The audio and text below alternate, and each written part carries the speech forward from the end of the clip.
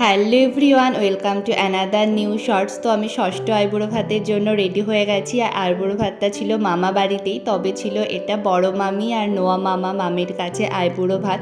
তো প্রথমে মামি আমাকে ভালো করে আশীর্বাদ করে নিল। আর এত কিছু আয়োজন করেছিল বড় বৌদি, ছোট বৌদি আর মামি মিলে, আর সুন্দর করে সাজিয়েছিল ও বোন, দিদি আর ভাইজি মিলে। তো আমার তো বেশ ভালো লেগেছিল, দেখতেই পাচ্ছ কত সুন্দর ওরা আয়োজন করেছিল। আর মেনুতে তো প্রচুর কিছু ছিল, ভাত, শাক, 5 রকমের ভাজা, পোলাও, চিকেন, মাছ 2 রকমের ছিল, ফুলকপি রসা, চাটনি, পাঁপড়, দই, মিষ্টি, পায়েস, মানে প্রচুর প্রচুর। আমার তো দেখে ভীষণ ভালো লাগছিল, এত সুন্দর করে সাজিয়ে গুছিয়ে ওরা দিয়েছিল।